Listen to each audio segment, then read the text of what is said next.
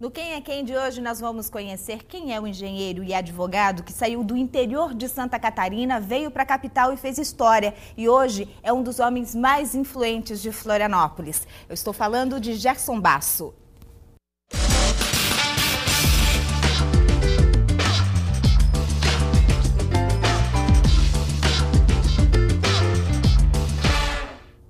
Gerson, prazer te receber no Quem é Quem hoje, conhecer a tua história. Você que é um dos homens mais conhecidos e influentes aqui em Florianópolis. Saiu do interior do estado, veio para a capital em 1973. Você imaginou que um dia ia chegar onde chegou? Olha, quero dizer, Elaine, que o prazer é todo meu. É muita honra poder estar, até como homem público, de alguma maneira, falando da sua vida e prestando contas, né, às pessoas que acreditam na gente. Eu, sinceramente, só posso agradecer a Deus tudo que Ele me deu até hoje. Eu penso que talvez eu tenha conseguido coisas que sequer mereço. Eu só agradeço e penso ainda que quero conseguir algo a mais, não tenha dúvida. Eu trabalho para que isso aconteça. Mas sou muito agradecido. Mas conta pra gente como que foi sair de Videira em determinado momento da sua vida e vir para a capital. Geralmente a gente muda para a cidade vizinha, cidade maior, mais próxima, e não, você já veio para a capital do estado. Na minha época, na minha cidade, ele não existia o chamado curso científico, que o colegial de hoje, o segundo grau. Existia o segundo grau, mas curso técnico. E eu pensava, assim como meus amigos, os meus colegas à época, ou para fazer engenharia ou fazer medicina. Quem não era muito estudioso, quem não levava o estudo muito a sério, né, acabava fazendo engenharia, que foi o meu caso. E os colegas meus, que eram aqueles mais CDF e tal, também saíam de lá para inicialmente fazer o colegial e então continuar a sua vida com nível superior. E antigamente, para sair de Videira, a facilidade até maior não era vir a Florianópolis, era ir a Curitiba, através da BR-116. Mas, em função de eu já ter veraneado aqui em Florianópolis por muitos anos, quando na minha adolescência, e ter gostado muito dessa cidade aqui, a minha família vinha todo ano veranear na chamada Praia do Meio, que hoje está poluída, infelizmente, né? Naquela época nós tomávamos banho com um prazer muito grande. Então eu pensei, vou voltar para uma cidade onde vai ser prazeroso viver, né? E é lá que eu quero construir a minha vida e foi o que aconteceu. Aqui casei, tive 2 filhos maravilhosos, tenho 2 filhos maravilhosos. Foi aqui que você fez faculdade de engenharia mecânica? Aqui eu fiz a faculdade de engenharia mecânica. Por um breve período eu saí de Florianópolis, mais precisamente por 6 anos, fui morar em Blumenau, em função de mercado, em questão profissional. Mas tão logo eu cumpri minha missão lá na cidade de Blumenau, onde eu consegui me formar também em Direito, na FURB, eu voltei para Florianópolis e daqui só saio quando for cremada. As minhas cinzas sairão provavelmente para o mar. Você já é cidadão honorário, né, de Florianópolis? Essa também é uma das honras que eu tenho, né, ser agraciado pela Câmara Municipal com o título de cidadão honorário, né, na cidade que eu escolhi para viver, para morar, né, fazer minha faculdade, criar minha família, isso é muito honroso, né? Não tenha dúvida, é uma das coisas que eu levo dentro do coração. Você disse que foi a Blumenau e fez o curso de Direito lá, mas antes disso você se formou aqui em Florianópolis, na UFSC, em Engenharia Mecânica. Quando foi, em que momento da sua vida que você exerceu essa profissão? Você também teve passagem por uma grande empresa aqui, né? Não tenha dúvida, eu me formei em 1980 em Engenharia Mecânica na Federal, aqui na UFSC. E o mercado de trabalho era um mercado meio assim trancado, existiam muitas leis que não permitiam a pessoa adentrar o serviço público, né? Sequer com concurso à época. E eu tive que buscar mercado. Eu, formado em engenharia, quer dizer, até então vivendo de mesada, a família exigiu, me cobrou uma posição. Eu não quis ficar muito longe de Florianópolis. Eu comecei a verificar alguma coisa para ficar próximo de Florianópolis. E a oportunidade que surgiu foi para eu ir a trabalhar dentro da minha profissão, inicialmente como chefe da oficina mecânica, fazendo manutenção da frota na Prefeitura Municipal de Blumenau, onde posteriormente eu galguei o cargo de diretor de obras e eu já com 27 anos de idade eu comandava 1.700 homens sob a minha responsabilidade. Tudo na minha vida é muito precoce, foi muito cedo. Talvez eu comecei a trabalhar um pouquinho tarde, mas de lá para cá as coisas têm acontecido assim num ritmo muito acelerado. Como é que você foi parar no Havaí? Conta pra gente a tua história com o Avaí, porque você também teve uma passagem brilhante pelo Avaí, você fez história no Avaí, eu acho que poucos catarinenses sabem disso. Eu quando veraneava em Florianópolis, eu ia ver alguns jogos aqui, onde hoje é o shopping Beira-Mar, né, no chamado Pasto do Bode, né?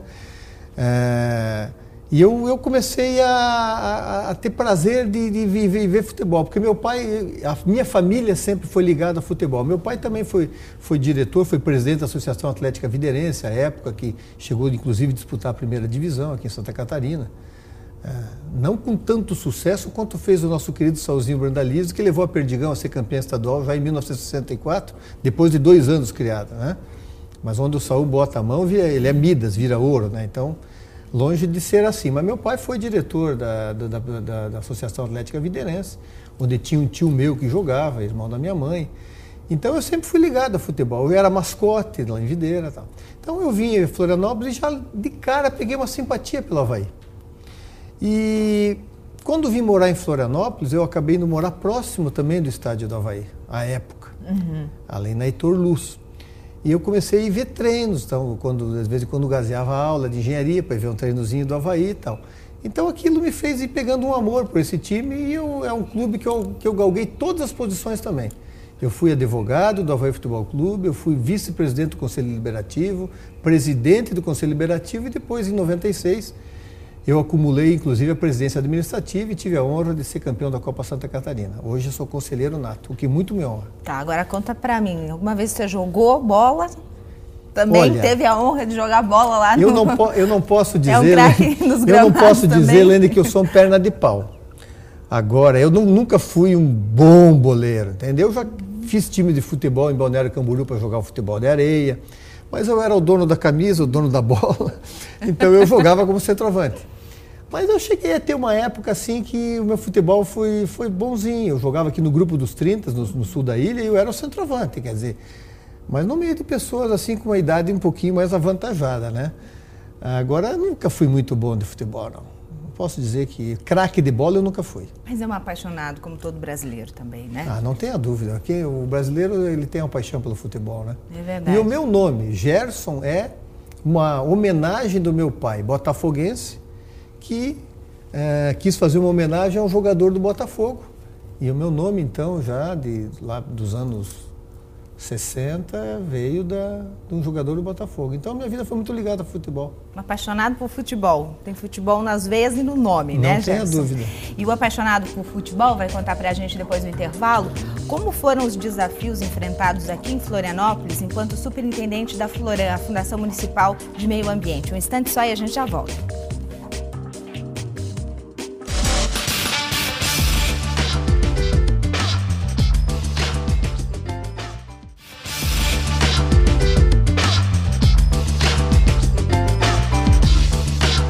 Quem é quem? De hoje nós estamos conhecendo a história de Gerson Basso, que é engenheiro mecânico, advogado e também é político. Conta pra gente, Gerson, em que momento da sua vida você foi pra política? Você já contou da sua vida pessoal, os desafios pessoais, família, carreira, falou sobre o Avaí, sobre a sua paixão por futebol, mas teve um momento em sua vida que você começou a militar na política partidária, né? Não tenha dúvida, Elaine. Na minha ida a Blumenau, no ano de 1982, eu entrei na Prefeitura Municipal de Blumenau num ano político. No ano em que acabei numa coordenação de uma campanha do PMDB à época, onde nós elegemos 3 deputados estaduais, um deputado federal e o prefeito. Quer dizer, então, eu já muito novinho, com 27 anos de idade, eu me vi não coordenando, mas na coordenação de 4 campanhas políticas, todas vitoriosas. Na época, nós elegemos Renato Viana, deputado federal, pelo PMDB, Dalto dos Reis, prefeito de Blumenau, também pelo PMDB, Borbinha, Jair Girardi e como deputados estaduais. E então foi uma campanha altamente vitoriosa. Ali então que eu senti, mas eu tenho gosto pela política, uma coisa que me interessa. Eu entrei nos meandros da política, como se fazia, coordenação de campanha, e logo eu galguei o cargo de diretor de obras, quer dizer, então tudo passava pela máquina, né? E ali que eu fui ver, então. Aí, saindo da Prefeitura de Blumenau, a época que se criava o PFL, eu tive um honroso convite do ex-senador e ex-governador Jorge Bornhaus para ajudar a criar o PFL em Blumenau. em função da minha militância política, da minha passagem pela prefeitura. Então você foi um dos fundadores do PFL em Blumenau? Eu sou um dos fundadores do PFL Blumenau, onde também cheguei a vice-presidente municipal. Fiquei no PFL por 2 ou 3 anos, né? Ajudei a criar o partido, mantenho até hoje uma boa amizade com o ex-senador Jorge Bornhausen, mas eu acabei me encontrando no Partido Verde. Tive uma rapidíssima passagem pelo PSDB, a convite do ex-deputado Kister, e onde também fiz muitas amizades. Eu advoguei para o partido, inclusive tive a honra de receber uma procuração para advogar para o ex-presidente Fernando Henrique Cardoso, uma coisa que eu vou acabar fazendo um quadro, porque ele delegou a mim uma procuração para que eu representasse a nível de Santa Catarina. Tive muitas atuações, inclusive no Tribunal Superior Eleitoral, defendendo o presidente da República, né? Mas eu acabei me encontrando no Partido Verde. Eu, quando conselheiro da OAB, nos anos de 2000, eu fui convidado pelo então presidente à época, Rogério Portanova, para adentrar ao PV, onde logo um ano depois de entrar eu já concorri à minha primeira campanha política, como candidato em 2002 ao Senado da República. E de lá para cá eu estou dentro do PV, sou dirigente partidário, hoje sou vice-presidente estadual, fui presidente estadual durante 10 anos, presido o partido no município de Florianópolis e sou conselheiro nacional. Quer dizer, então hoje eu sou dirigente nacional, estadual e municipal. E penso que vou ter ainda muitos longos de vida dentro do Partido Verde.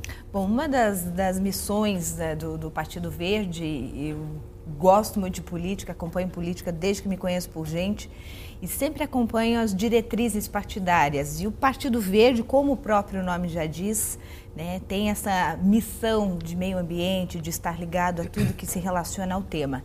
E não é por acaso, né, que você foi diretor superintendente da Floran, que é a Fundação Municipal de Meio Ambiente de Florianópolis, durante 4 anos. E eu sei de demandas muito interessantes, polêmicas. Você foi ameaçado de morte, você enfrentou grandes empresários que construíram, que fizeram ou cometeram alguma irregularidade ambiental ou até crime ambiental, enfim. E eu queria que você nos contasse os bastidores disso, porque muita gente hoje acha que não vale mais a pena defender o meio ambiente, que acabou, que é um caso perdido. A Rio+20, por exemplo, existem algumas pessoas dizendo que vai ser um fracasso. Eu queria a tua visão de homem, de empresário, de pai de família, de político, de militante no Partido Verde e de ex-superintendente da Floran. O que dá para fazer? Olha, Elaine, essa minha passagem como superintendente da Fundação Municipal do Meio Ambiente, a Floran, foi muito honrosa para mim. Ela me deu muita experiência. Eu já havia passado por grandes empresas, pela Eletrosul, pela Gerasul, pela Tractebel, advogando, sendo engenheiro de segurança do trabalho, que também sou, comandando uma diretoria de obras na Prefeitura Municipal de Blumenau. Quer dizer, então eu tive cargos públicos que me deram muita experiência. Agora, nada me deu tanta experiência quanto essa minha passagem pela Floran. Porque acabei sentado num cargo, a convite do prefeito Dário Berger, onde recém tinha acontecido uma chamada moeda verde, que todos os catarinenses sabem o que ocorreu, com muitas pessoas presas e tal.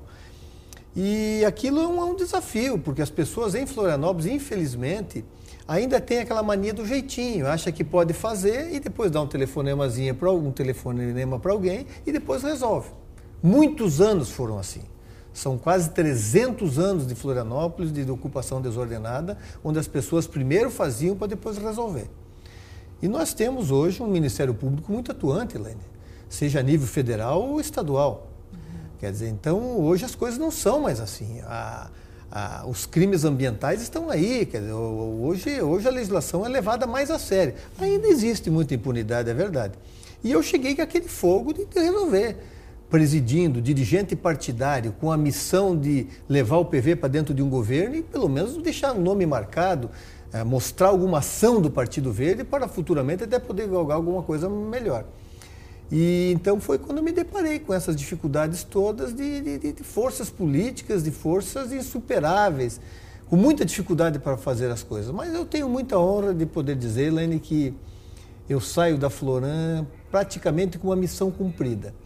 Eu havia prometido ao prefeito Dário Berger e eu não me conformava que a Floran, que a Floran estando na capital dos catarinenses, que é Florianópolis, não tivesse um órgão licenciador, precisasse depender de um órgão estadual ou federal, no caso Fátima ou IBAMA.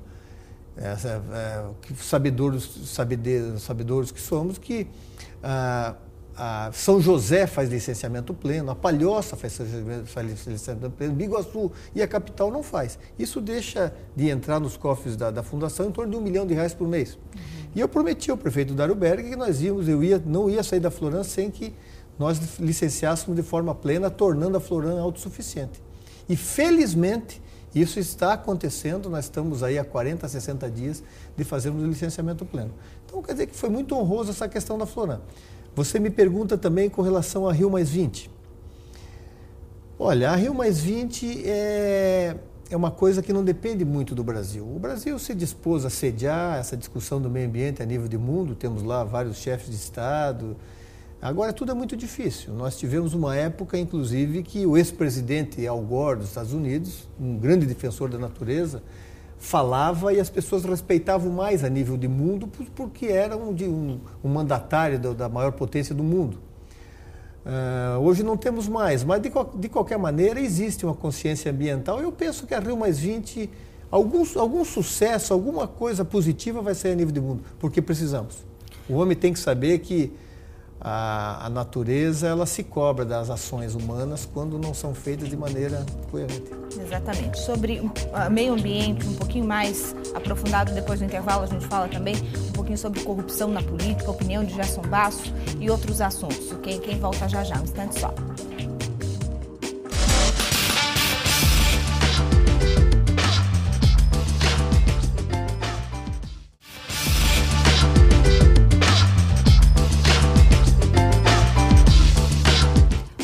Quem de hoje nós estamos conhecendo a história de Gerson Basso. Conta pra mim, Gerson, o que você sentiu quando você foi ameaçado de morte enquanto ainda superintendente da Floran, aquelas demandas polêmicas que você enfrentou?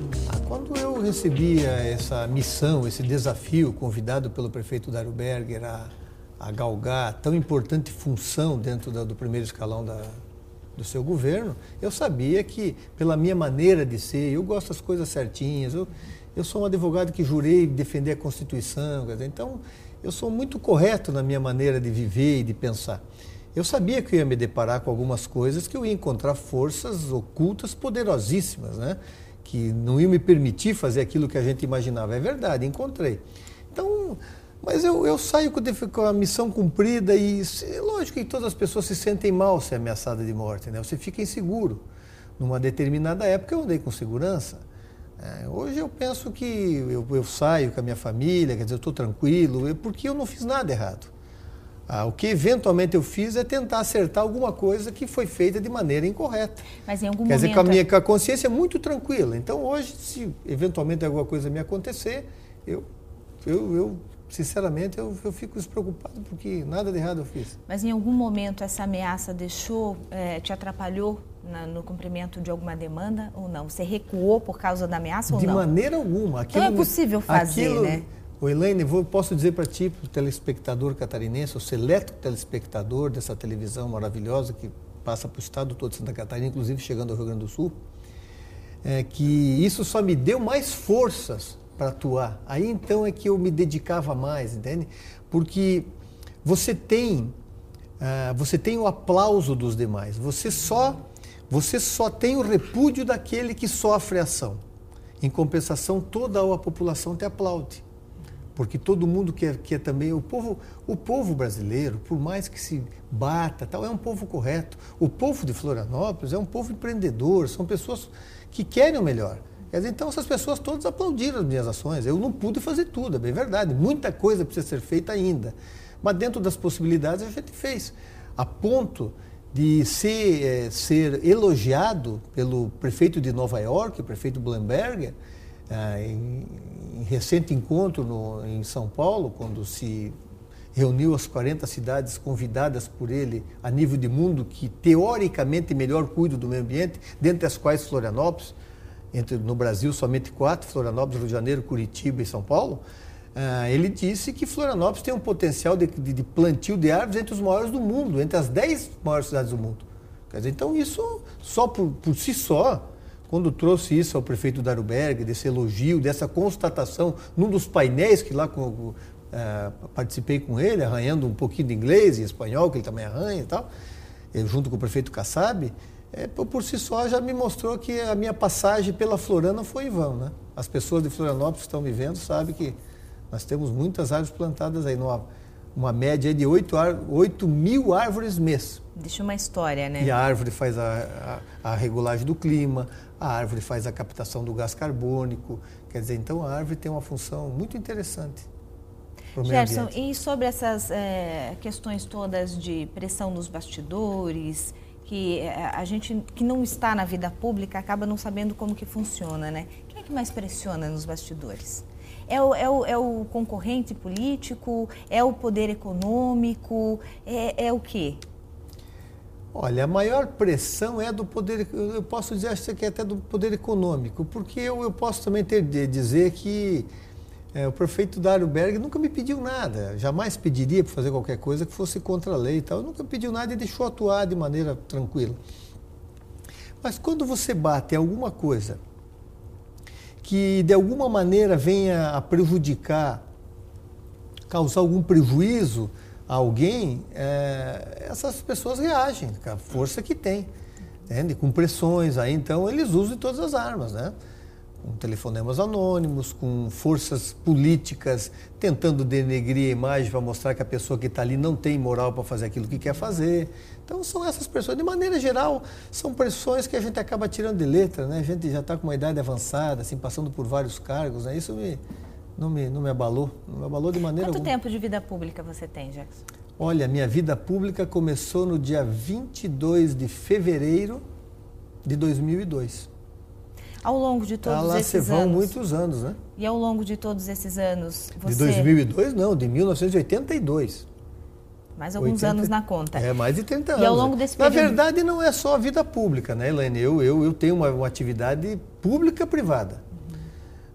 Eu tenho uma banca de advocacia, uma grande banca aqui em Florianópolis, e também tenho uma pequena participação numa construtora no sudoeste do Paraná. Mas na vida como pública... engenheiro e como advogado. Então, eu tenho uma vida público-privada. Eu consigo me equilibrar, porque onde realmente eu vou buscar o sustento da minha família para dar uma melhor vida dos meus filhos é na vida privada. Mas a minha pergunta é sobre a vida pública. Agora, e o programa está encerrando, a gente tem um minutinho para encerrar.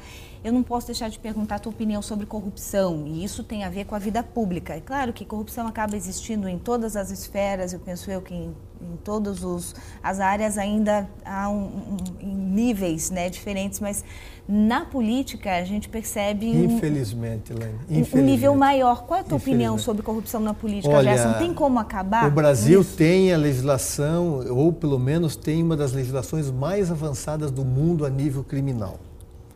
O Estatuto da Criança e Adolescente, são leis muito inteligentes, leis mas não têm aplicabilidade. E, infelizmente, a corrupção é uma coisa que assola nosso país pela falta de aplicação da nossa legislação. Isso gera impunidade? Que a gente gera impunidade. Infelizmente, as pessoas ainda têm no seu inconsciente, no subconsciente, de que ela pode fazer, que de alguma maneira ela vai se safar.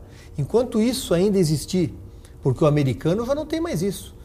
Ele chega com o carro em cima da faixa, ele para, porque ele sabe que se ele atropelar alguém ali, ele poderá perder todo o seu patrimônio, além de perder a sua liberdade. Infelizmente, no Brasil ainda não tem. Mas eu penso que as pessoas sabendo votar, escolhendo as pessoas certas para dirigir a sua cidade, o seu país, aí nós vamos ter uma melhora, não tenho a menor dúvida, Elaine.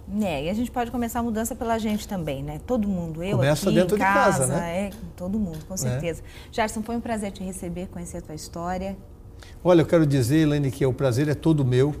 Eu que me sinto em casa aqui na ex-TBV, hoje é a Band de Santa Catarina, né? Que o Saul Brandalize leva com tanto amor e com tanta eficiência, né? Tão logo aí ele vai tornar isso aqui um dos canais líderes em audiência em Santa Catarina, como ele fez tudo na sua vida, né? Ele pegou um time de futebol de salão, ele transformou no melhor do mundo com o Jackson, né? Ele pegou um time de futebol, em 2 anos ele foi campeão catarinense. E eu não tenho dúvida que a TV BV já é grande, tem muita audiência, mas terá ainda mais. É muito honroso e toda vez que for convidado, aqui estarei, porque me sinto em casa. Já advoguei aqui nessa empresa. Já é parte da família, né? Eu penso que sim. Muito obrigado pelo convite. Obrigada a você. Obrigada a você em casa que acompanhou o Quem é Quem de hoje. Nós voltamos no próximo sábado aqui na Band de Santa Catarina. Até lá.